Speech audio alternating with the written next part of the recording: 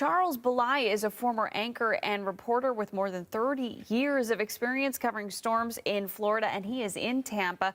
Charles, it's great to reconnect with you and to see you're smiling. You're doing okay. How are you, Charles? Lynn, and I first want to apologize for how I look. I've been busting my butt since 7 a.m. this morning cleaning up after Milton, who was a bad, bad boy. We don't like him. So to answer your question, the past 24 hours for residents has been hell. Pardon my French. No, that's perfectly fine, Charles, on a day like today. So tell us about what last night was like. What did you hear? What was the experience like?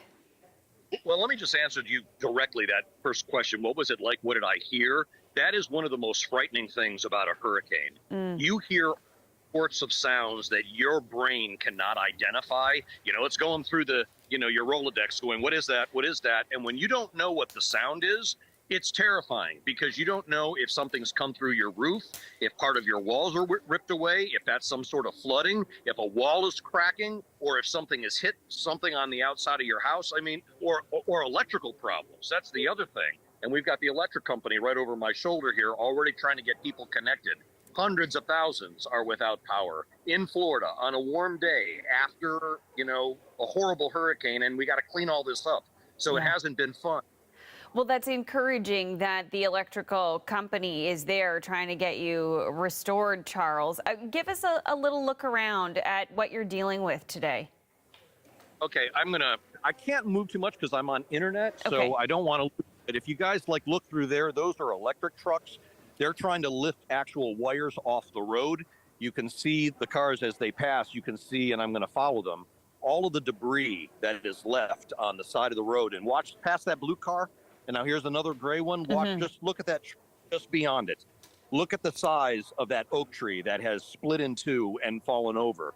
They've already cut half of it out of the street. They got to come and get the other half because it's laying on electric lines that really provide electricity for, whoops, didn't mean to touch that button on the side of my phone. Provides electricity.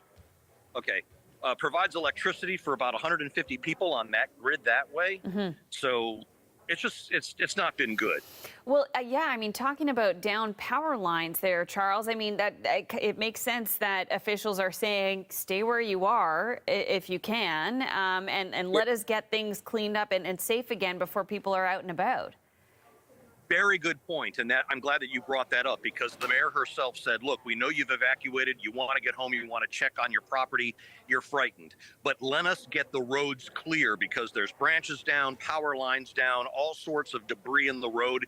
If you start running over this stuff, you get stuck and then you cause traffic jams. I mean, and we've seen that, but for the most part, it's been pretty cool on this side of the bay in Tampa.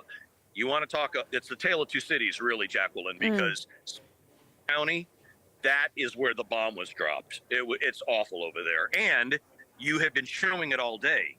The roof ripped off of Tropicana Field where the Tampa Bay Rays play, that will become the iconic image of Milton.